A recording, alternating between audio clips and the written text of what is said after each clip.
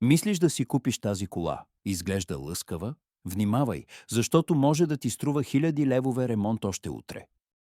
Външен оглед. Направете обиколка около колата. Търсете разлики в нюансите на цвета по различните детайли и разлика в фугите между детайлите, което може да е признак за пребоядисване след удар. Прегледайте предния капак, обикновено има следи от камъчета.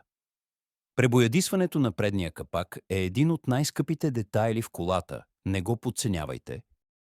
Огледайте по праговете и веждите. Наведете се и огледайте какво е състоянието на автомобила отдолу.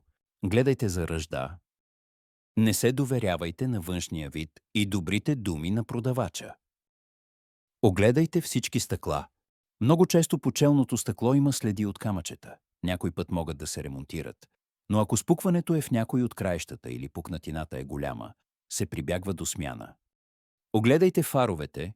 Проверете дали всичките светлини работят, къси, дълги, мигачи. Отворете капака и вижте дали захватите на фаровете са здрави. Не трябва да има нищо лепено. Избягвайте автомобили с мътни фарове. Вижте стоповете отблизо. Може да има спуквания.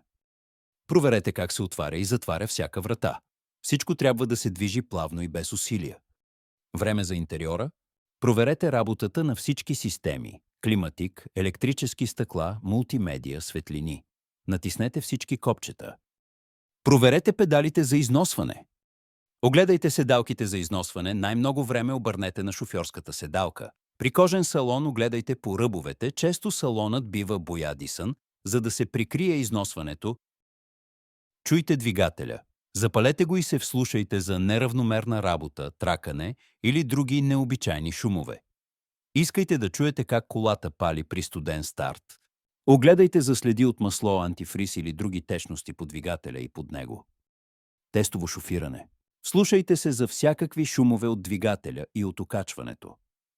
Скоростите трябва да се превключват плавно и без шумове също така. Тествайте спирачките. Колата трябва да спира правилно, без вибрации и тресене във волана. А километрите реални ли са? Официален представител. Проверката в официален сервиз е най-сигурна. Сервизна книжка и документи. Ако продавачът има сервизна книжка или фактури от предишни ремонти, проверете дали записаните там дати и километри съвпадат с показанията на таблото. Проверка в платени бази данни, услуги като Car Vertical или AutoDNA, събират данни от застрахователни компании, компютърна диагностика.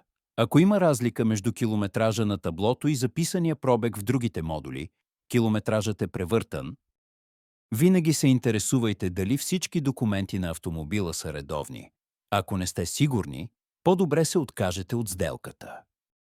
Екипът на SuperHelp ще бъде до вас с професионален оглед преди покупката и щателна проверка на документите, за да ви гарантираме спокойствие и сигурност при избора на нов автомобил.